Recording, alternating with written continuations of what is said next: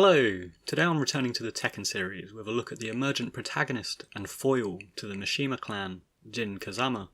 Now, following my discussions so far, which have covered Kazuya, Paul and Yoshimitsu, which I will link to below, the most frequent request I've had for an episode has been one covering Jin Kazama, and to that end I agree. I think he warrants discussion owing to his overall popularity and importance within the series, but perhaps more so than that, and something I've always loved about him, is how he's so representative of the quite innovative plot structure and grander arc of the Tekken mythos. And jumping right in on this point and looking at Jin's debut back in Tekken 3, it is almost unprecedented for an emerging game series to not just radically change up their roster, but also change protagonists right on the cusp of consolidating their acclaim and popularity within a given marketplace, which was Tekken's stature within the arcades and also the PlayStation console. But this is precisely what Namco did in 1997-98, and where Tekken 1 and Tekken 2 had been defined by the tumultuous relationship between Kazuya Mishima and his father Heihachi, and Tekken 3 might reasonably have been anticipated as the definitive Kazuya trilogy to cap off the PlayStation 1 generation and the first act of the story. The Namco team completely switched gears by omitting Kazuya entirely and introducing Jin and a host of other new characters, such as Hwoarang, Eddie and Ling Xiaoyu, to the centre stage. Now, on paper, particularly for a fighting game, which has little scope for story or narrative clarity in the game itself, this may have seemed like a dumb move, because like your Ryu in Street Fighter or your Akira Yuki from Virtua Fighter, you need your face of the franchise and that consistent protagonistic thread for each of the mainline games to maintain that consistency and that lineage. And even game series where they do tend to switch up the main protagonist, more often than not, there is some sense of lineage or overlap that takes place there. And just looking at Red Dead Redemption 2 and The Last of Us 2 as recent examples, we can see how there's overlaps between the heritage, the lineage, and the protagonistic characters there. But actually, despite removing Kazuya in favour of Jin for this game, Tekken 3 was met with immense success that endures to this day, and it remains one of the series' most memorable instalments into the present day. So, looking at Jin's role in that, firstly, along with the aforementioned characters Hwoarang, Eddie, Ling, and so on, is that they showcased the mechanical advances of the series with more fluid, elaborate movesets, and everything from Eddie's capoeira to Jin's medley of Mishima Kazama style karate. It really boasted the calibre of the new motion capture technology and Namco's System 12 hardware that elevated the entire experience, particularly within the arcade. But secondly, Jin, along with these other new young characters, offered a refreshed perspective and next-generation feel to the entire Tekken mythos, while maintaining a sense of lineage to legacy characters in earlier titles, with case in point being Hwoarang being a student of Tekken 2's Bake, Forest Law being the son of Martial Law, King II replacing the legacy king, and of course Jin being the son of Kazuya and Jun. And removing Kazuya for this game really gave Jin the space to be introduced and developed and brought into his own personal contention and personal protagonistic arc with the consistent and domineering core of the Tekken story, which is arguably Heihachi. So, jumping into Jin's story, the absent father saw him being raised by Jin Kazama, and he was taught her Kazama-style combat system in childhood. Following her disappearance due to Ogre, he came under the tutelage of Heihachi, which accounts for his comprehensive blend of the Mishima and the Kazama styles of karate. But more so than that, the combat style and indeed the visual design of Jin reflects the complexity of his role and his station in the story, being torn between two forces and two bloodlines, one of which is ostensibly good and peaceful, which is Jun, and the other being destructive, chaotic, and arguably bad, which is that of the Mishimas. And it makes Jin a very interesting yin and yang sort of character, particularly looking at the original pre-retcon story, because where Heihachi is an irredeemable megalomaniac, and Kazuya went so far as to sell his own soul to the devil in order to exact revenge upon his father, which makes him a very tragic anti-hero villain, Jin inherits elements of this and is forced to reconcile with this Mishima side of the family, with the more redemptive aspects of his mother's character. And while I appreciate some fans like the Devil Jin storyline, which culminates in Tekken 7, and they may not care or even remember the original story of Kazuya selling his soul and having his own dilemma between the devil and the angel characters in Tekken 2, I think there's a case to suggest that changing that undermines the severity of his character and his descent into evil, because if you inherit a tainted bloodline, you are more a victim of circumstance than anything else, much more so than someone who's actively chosen to take a dark path in life, selling one's soul. And for Heihachi's part, the retcon, as per Tekken 7, posits him as an ultimately sympathetic or redeeming character who was forced to kill his wife.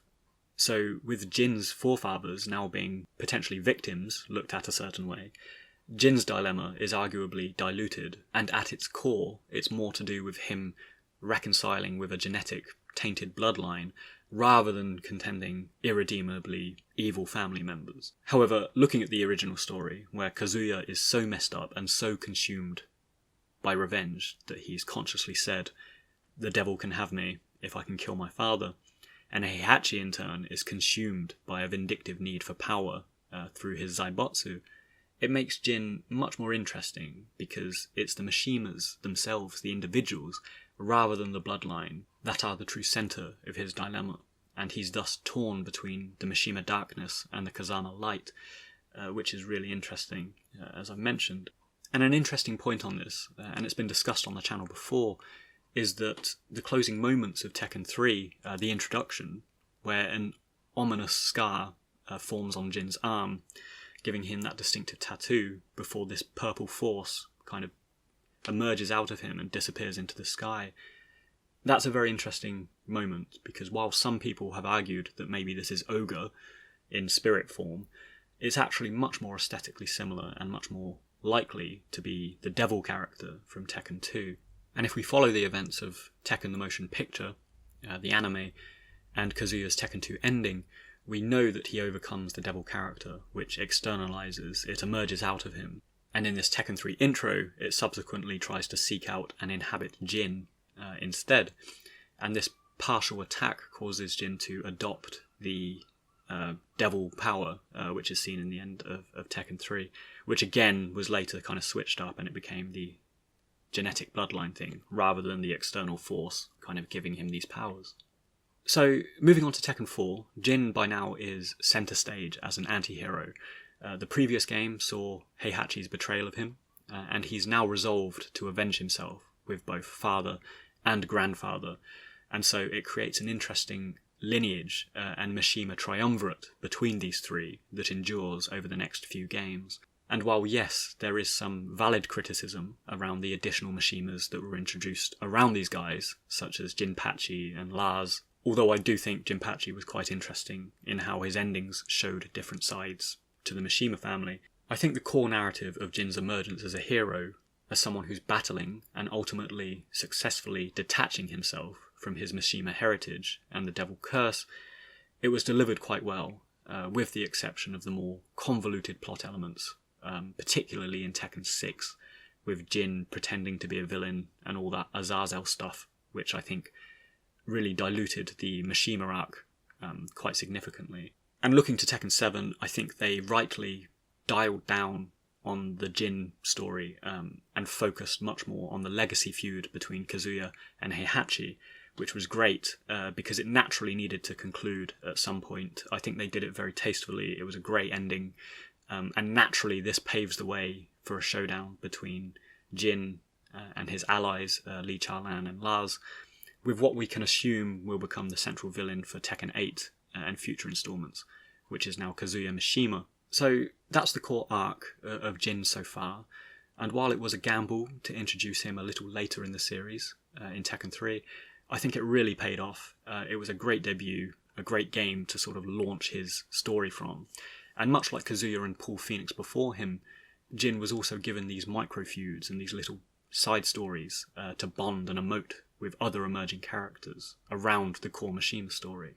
So in his case, it was Horarang, who's another fan favourite, and he has this ongoing rivalry and back and forth, much like Paul and Kazuya had in the first two games. But unlike these two, Jin's story with Horarang and also Ling Xiaoyu kind of persists into contemporary events and these modern games. So it gives much more intrigue and relevance and sort of character development for all of these sort of secondary features. Finally, just to touch on Jin's visual design, as mentioned, he is an aesthetic blend of Jin Kazama and Kazuya, with the aforementioned moveset, but also the telltale hairstyle being an indicator, and his inverted stylization of Kazuya's white Kigogi trousers, with Jin's being black with flames, and Kazuya's being, well, later on, white with flames. So there's this sort of aesthetic inversion and connection between them. But beyond that, his secondary outfits, Jin, much like his rival Horarang, is designed to be sort of a young upstart and a sort of juvenile delinquent sort of vibe, particularly in the earlier games, such as Tekken 4. So his secondary outfits often consist of hooded sweaters, sweatshirts, that sort of thing. And this has populated his attire up to and including Tekken 7, though where he's grown in importance and repute within the Mishima Zaibotsu, his hooded outfits have incorporated armoured braces and weird little elements like that, because of course Tekken is getting quite crazy to flesh out his design. We also have the Devil Jin character, which, much like Kazuya's Devil before it, has split out to a separate selectable character and stylization. And again, this has evolved somewhat since Tekken 3, and it reflects the attempts at imprisonment, binding Devil Jin, because he has chains and straight jacket straps sort of hanging from his torso by the time Tekken 7 rolls around. So that about wraps up my considerations for the character of Jin. His role since he debuted has consistently and interestingly evolved beneath the enduring feud of his grandfather and his father, and it will be great to see how this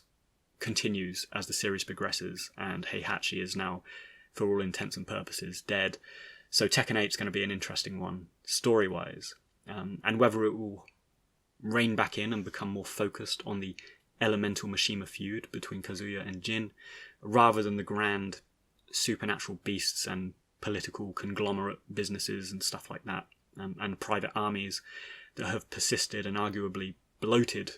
the heart of the Tekken story in recent years. We'll have to wait and see. It'll also be interesting to see whether equilibrium is restored by Jin Kazama re-entering the story in Tekken 8 and beyond.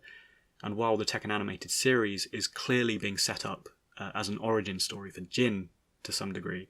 I think it may work to thread together events more thoroughly, probably with a couple more retcons, and possibly pave the way for Jin's re-entry and the showdown with Kazuya, or at least an explanation behind what happened to her. So if you got this far, thanks for listening, and I hope you enjoyed it. And if you enjoyed the episode, please consider liking, sharing, subscribing to keep updated with my latest posts, and drop a comment to let me know your thoughts on Jin.